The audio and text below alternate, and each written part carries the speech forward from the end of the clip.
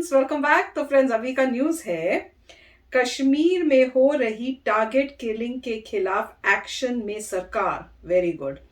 Amit Shah latest update. तो video शुरू करते हैं। वीडियो शुरू करने से पहले अगर आप चैनल पर नए हो और आपने अभी तक सब्सक्राइब नहीं किया तो जल्दी से पहले सब्सक्राइब के बटन और बेल आइकन को क्लिक कर लो ताकि आपको हमारे सारे न्यू वीडियोस के नोटिफिकेशन मिल जाए जैसे हम अपलोड करें। अगर आपको वीडियो पसंद आता है प्लीज लाइक एंड शेयर। चलिए शुरू करते हैं।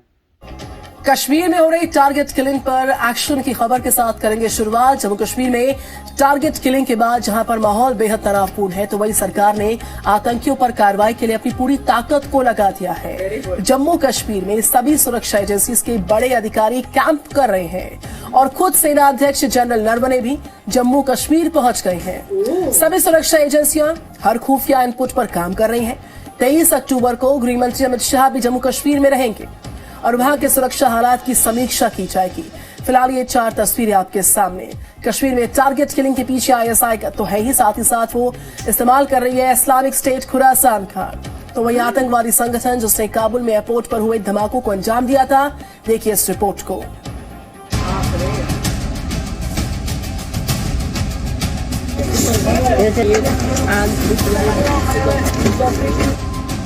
कश्मीर में तालिबानी साजिश। जो उनको मार रहे हैं जो, इसलिए बस डर लगता है, घर जा रहे हैं। टारगेट किलिंग के पीछे आईएसकेपी का हाथ। मजबूरी में जाना पड़ गया, नहीं तो अभी हम नहीं जाते हैं। कम से कम 2 साल 2.5 साल रहते हैं। थोड़ा सा मन में हो गया भाई, घर में भी ऐसा कांड सुना, 2-4 ठो जो हो गया ऐसा, तो घरे चले अब वापस। हत्या का डर कश्मीर से पलायन को मजबूर। यहाँ 15-20 साल से आ रहे हैं, जो कि ऐसा हम लोगों के साथ में नहीं होते रहते थे, लेकिन मजदूर के साथ में ऐसा काम वाम करने वाले के साथ में ऐसा नहीं हुए थे। सुना आपने, घर लौट रहे इन मजदूरों की ये बातें खौफ पैदा करने वाली है। आतंकी हमले का खौफ ऐसा कि अब वापस घर लौट जाने में ही अपनी सलामती समझ रहे हैं। बात है बहुत। इनका कहना है कि जान है तो जहान है और अगर जिंदा रहे तो कहीं भी और कमा लेंगे, लेकिन अब एक और पल भी कश्मीर में नहीं रहेंगे। इनकी आप बीती ये बताने के लिए काफी है कि कश्मीर के हालात बद से बदतर हो चुके हैं। कश्मीर में हो रही टारगेट किलिंग के बाद से पूरे देश में गुस्सा है और अब देश आतंक के खिलाफ अंतिम लड़ाई की मांग कर रहा है। कश्मीर के कुलगाम, पुलवामा और बडगाम जैसे जिलों में आतंकवादियों के डर से बड़ी संख्या में लोग पलायन कर रहे हैं, लेकिन हमारे देश का एक खास वर्ग इन लोगों को नॉन नेटिव यानी कि भारत के दूसरे राज्यों का नागरिक बता रहा है और आतंकवादी भी यही चाहते हैं कि भारत के किसी दूसरे राज्य का कोई भी नागरिक कश्मीर को अपने देश का हिस्सा न माने। पिछले अक्टूबर से अब तक अगर हम बात करें इस महीने की, तो इन 16-17 दिनों में जो करीबन 11 ऐसे लोग हैं जो सिविलियन टारगेट बने हैं और जिनमें से नॉन लोकल्स हैं, माइनॉरिटी कम्युनिटी के हैं जो देखने को मिले हैं। और उसके बाद कल के हमले के बाद खासकर जिस तरह से हालात बने, आप देखिए कैसे जो यहाँ पर बाहर के राज्यों से लोग आए हैं वो यहाँ से वापस जा रहे हैं। इन हत्याओं के पीछे पाकिस्तान का हाथ है, ये तो पहले ही साफ हो चुका है, लेकिन पाकिस्तान अकेले नहीं बल्कि इस साजिश में इस्लामिक स्टेट खुरासान को शामिल करके पाकिस्तान आतंकी हमले करवा रहा है। आईएसकेपी वही संगठन है जिसने काबुल एयरपोर्ट पर हुए हमले की जिम्मेदारी ली थी और अब वो कश्मीर में हमले की प्लानिंग कर रहा है। आतंकी संगठन आईएसकेपी की मैगजीन वॉइस ऑफ हिंद है जिसमें अक्सर भारत के खिलाफ जहर उगला जाता है और इसी मैगजीन में एक फोटो छपी है जिसमें ठेले वाले को पीछे से गोली मारते हुए साफ दिखाया गया है। इसमें लिखा है वी आर कमिंग, यानी कि हम आ रहे हैं। वॉइस ऑफ हिंद मैगजीन में हिंदू देवी देवताओं की त्रिशूल वाली फोटो भी है, यानी हिंदू मंदिर और त्योहारों को भी निशाना बनाना इस साजिश का हिस्सा हो सकता है। बता दें कि कुछ दिन पहले ही कई आतंकी ऐसे पकड़े गए थे जो त्योहारों में धमाका करने की प्लानिंग कर रहे। इसके अलावा आईएसकेपी ने जम्मू कश्मीर में गोलगप्पे वाले की हत्या के बाद गोली मारते हुए एक वीडियो भी जारी किया है और खबर यह भी है कि जम्मू कश्मीर में आईएसकेपी के स्लीपर सेल तेजी से फैल रहे हैं। वॉइस ऑफ हिंद मैगजीन के 20वें संस्करण में इस्लामिक स्टेट खुरासान ने इंटेलिजेंस एजेंसियों को भी चुनौती दी है और कहा है कि हमारे इतने लोग उठाकर भी हमारी मैगजीन को रोक नहीं सके और आगे भी रोक नहीं पाओगे। आपको याद होगा कि आतंकवादी संगठन अल कायदा ने आज से लगभग 1 महीने पहले ये घोषणा की थी कि अब काबुल के बाद वो कश्मीर में इस्लामिक राज स्थापित करेंगे। और लगता है कि कश्मीर में आईएसकेपी इन हत्याओं के साथ इसकी कोशिशें शुरू कर चुका है। अफगानिस्तान में तालिबान के आने के बाद से ही इस बात का डर तो था कि अब कश्मीर में आतंकी वारदातों में इजाफा हो सकता है, और डर सच भी साबित हुआ। अफगानिस्तान में जिस तरह से तालिबान और इस्लामिक स्टेट खुरासान के बीच सत्ता के लिए रस्साकशी चल रही है, इसका पूरा फायदा पाकिस्तान उठा रहा है। पाकिस्तान अब इस्लामिक स्टेट खुरासान को अफगानिस्तान में मदद के बदले कश्मीर में आतंक फैलाने का समझौता कर चुका है, जिसके बाद से ही इस्लामिक स्टेट खुरासान कश्मीर में अपने स्लीपर सेल को एक्टिव करके आतंकी वारदातों को अंजाम दे रहा है। संवाददाता नीरज गौड़ और खालिद हुसैन के साथ ब्यूरो रिपोर्ट, जी मीडिया। और जम्मू कश्मीर में सुरक्षा व्यवस्था की समीक्षा करेंगे खुद सेना अध्यक्ष। कल ही जम्मू कश्मीर पहुंचे थे सेना अध्यक्ष जनरल नरवणे। जो सीमावर्ती क्षेत्र है उन तमाम इलाकों का दौरा किया जाएगा सेना अध्यक्ष द्वारा, और सभी सुरक्षा एजेंसीज के जो बड़े अधिकारी हैं वो जम्मू कश्मीर में मौजूद हैं। तो सुरक्षा व्यवस्था की समीक्षा का मौका, सेना अध्यक्ष खुद मौजूद है। कल ही जम्मू कश्मीर पहुंचे थे सेना अध्यक्ष जनरल नरवणे। जितने भी सीमावर्ती इलाके हैं उनका दौरा करेंगे। सुरक्षा एजेंसीज के जो तमाम बड़े अधिकारी हैं, सभी सुरक्षा एजेंसीज के जो बड़े अधिकारी हैं वो जम्मू कश्मीर में मौजूद हैं। इस खबर पकड़ते हुए विस्तार से बात जितेंद्र शर्मा मेरे साथ श्रीनगर से लाइव है। Very good morning Jitendra. मेरे साथ राजू केनी है, आप जम्मू से लाइव रिपोर्ट करें। Very good morning Raju. Jitendra, आप पहले आपके पास आऊंगे। इस तरीके से जानकारी मिल रही है कि सुरक्षा की समीक्षा के लिए केंद्र द्वारा जो सबसे बड़ी टीम है उसको जम्मू कश्मीर में उतार दिया गया है।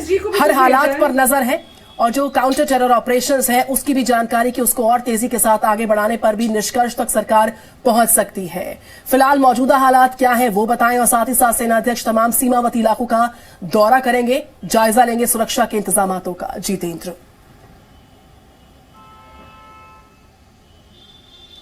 देखिए निधि, जो सबसे पहली बात यह है कि यहाँ पर जिस तरह के हालात हैं उसको लेकर के यहाँ पर खुद एलजी सारे जो सीनियर ऑफिशियल्स हैं उनके साथ मीटिंग ले रहे हैं। खुद डीजी एनआईए और सीआरपीएफ कुलदीप सिंह, जिनके बाद दोनों एजेंसीज का प्रभार है, वो यहाँ पर मौजूद हैं इस समय। वो यहाँ पर बाकी सीनियर ऑफिशियल्स और एलजी के साथ मीटिंग ले रहे हैं। रात को एरिया डोमिनेशन यहाँ पर स्टार्ट हो चुका है, क्योंकि जिस तरह से ये पिछले कुछ दिनों में देख रहे हैं कि हम टारगेट किलिंग हो रही है, ये जो समय है ये तब है जब सिक्योरिटी एजेंसीज, यानी कि जो कहें कि रात के समय जब टीम बदलती है और जैसे ही अंधेरा होना शुरू होता है उसी समय ये मौका देख करके ये आतंकी टारगेट किलिंग कर रहे हैं। तो उसको लेकर के स्पेशलाइज्ड टीम भी गठित की जा रही है ताकि पता लगाया जा सके कि कौन कौन लोग इसके पीछे हैं। इसमें एक अहम बात और ये है निधि कि कल जो श्रीनगर पुलिस और जो बाकी जो एजेंसीज हैं, जिसमें सीआरपीएफ है और जो दूसरी सिक्योरिटी एजेंसीज हैं, उन्होंने करीब 11 जगहों पर, जिसमें श्रीनगर, कुलगाम, पुलवामा, ये जो इलाके हैं जहां पर सबसे ज़्यादा इस तरह के इंसिडेंट्स की खबर आ रही है, उन इलाकों पर जो अपने इंटरनेट बंद करके और उसके अलावा जो एरिया पेट्रोलिंग की है और जो सस्पेक्ट्स हैं उनको आइडेंटिफाई करके उनको पकड़ने की कोशिश की जा रही है। जो सबसे बड़ा चैलेंज इस समय ये इन एजेंसीज के सामने ये है निधि कि जो भी टारगेट किलिंग कर रहे हैं उनमें से ज़्यादातर का क्रिमिनल रिकॉर्ड नहीं है, यानी कि उनके बारे में कोई जानकारी नहीं है जिससे पता लग सके कि इस टारगेट किलिंग के पीछे कौन ग्रुप एक्टिव है, या अगर कोई टारगेट किलिंग कर रहा है तो उसका क्रिमिनल रिकॉर्ड कोई है या नहीं है। तो इस वजह से एजेंसीज को दिक्कत आ रही है, लेकिन बावजूद इसके ह्यूमन इंटेलिजेंस और जो नेटवर्क के जरिए एजेंसीज पता लगाने की कोशिश कर रही है ताकि जल्द से जल्द इस नेटवर्क को तोड़ा जा सके, जो कि पाकिस्तान आईएसआई के कहने पर इस तरह की हरकतें कर रहा है। एक और इसमें एक खास बात है निधि कि एजेंसीज को जो पाकिस्तान आईएसआई का ब्लूप्रिंट है वो भी मिला है, जो कि इस तरह से टारगेट किलिंग को एनकरेज कर रहा है, बढ़ावा दे रहा है। उसका खास मकसद यही है कि कश्मीर के अंदर किसी तरीके से शांति ना बन पाए, और यही वजह है कि उसने टारगेट किलिंग करने का ये तरीका अपनाया है। इसको ये कह सकते हैं कि जो भी लोग कश्मीर में बाहर से आकर के काम कर रहे हैं, यानी कि उसको कहें कि सरकारी नौकरी में है या दूसरे कामों में लगे हुए हैं, उन सबको खास तौर पर टारगेट करने की बात की है। इसके अलावा टेरर फैलाने के लिए कश्मीरी पंडितों को निशाना बनाया जा रहा है। यहाँ तक कहा गया है कि जो कश्मीरी पंडित वापस घाटी में आकर, क्योंकि इस समय घाटी के अंदर हालात काफ़ी अच्छे हो चुके हैं, उसको देखते हुए अगर कोई वापस आके बसना चाहता है तो उनको भी टारगेट किलिंग करके डराया जाए।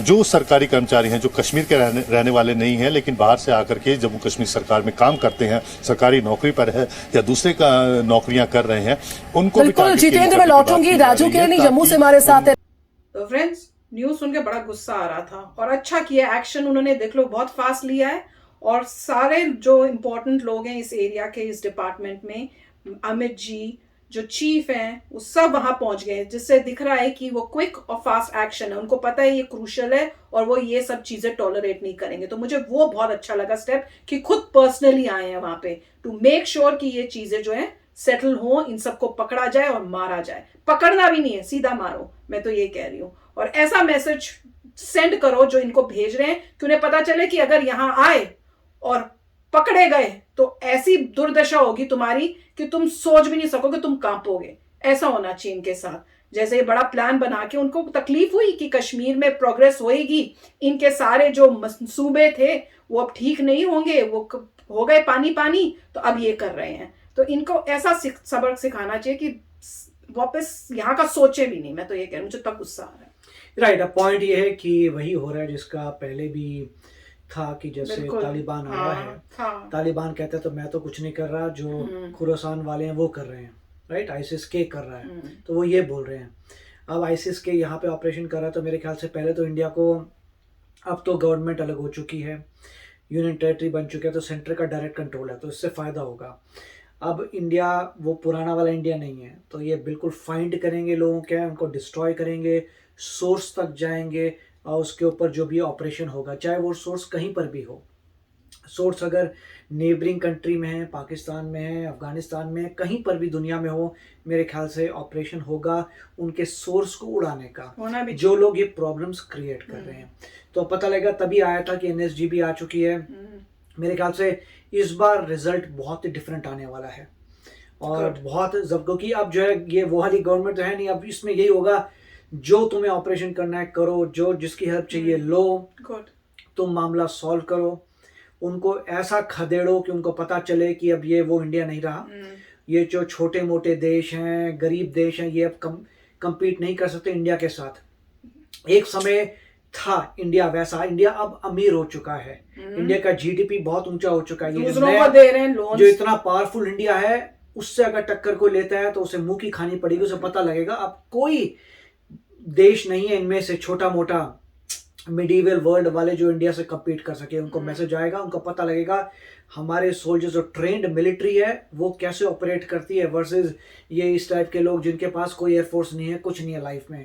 अब सीधा जो है मेरे ख्याल से रिजल्ट देखना होता क्या है और इससे क्या होता है कि इंडिया की स्पाई एजेंसीज पावरफुल हो जाएंगी। और एक और मैसेज दिया था इसराइल को भी यही बातों से डील करना पड़ता है, तो इसराइल से भी कुछ इन्फॉर्मेशन आएगी कि किस तरीके से आपको इनको करना है। जैसे इसराइल वहाँ लड़ता रहता है, यहाँ पर भी उसी टाइप का प्रॉब्लम्स हो रही है। और देखिए कैसे टारगेट कर रहे हैं, कह रहे हैं कि आईएसआई का इन्वॉल्वमेंट है, कह रहे हैं कि ब्लूप्रिंट मेरा है, कश्मीरीज जो वापस आए थे उन पे करिए, जो बाहर से लोग आए हैं जिनको लगता है कि भारत का पार्ट है, बट उनको ये समझ नहीं आ रहा कि अभी यूनियन टेरिटरी बन चुका है, सेंटर का डायरेक्ट कंट्रोल है। तो मेरे ख्याल से बहुत जल्दी ऑपरेशन होगा और आज की गवर्नमेंट पुरानी नहीं है, तो अब देखते हैं क्या होगा। तो मतलब जो भी न्यूज़ बुरी है मगर मेरे ख्याल से रिस्पांस बहुत पावरफुल होगा। जल्दी होए पावरफुल रिस्पांस, ताकि उनको ये पता चले कि नजर उठा के देखो तो सही हमारे यहाँ पे। तो चलो फ्रेंड्स, चलते हैं, मिलेंगे नेक्स्ट वीडियो में बहुत ही जल्द। Till then take care and bye bye. तो अगर आप मेरे इस चैनल पे नए हो तो जल्दी से सब्सक्राइब के बटन को हिट करो और बेल आइकन को क्लिक करो ताकि आपको मेरा जब नया वीडियो मैं लगाऊं आपको उसके बारे में जल्दी से पता चल जाए।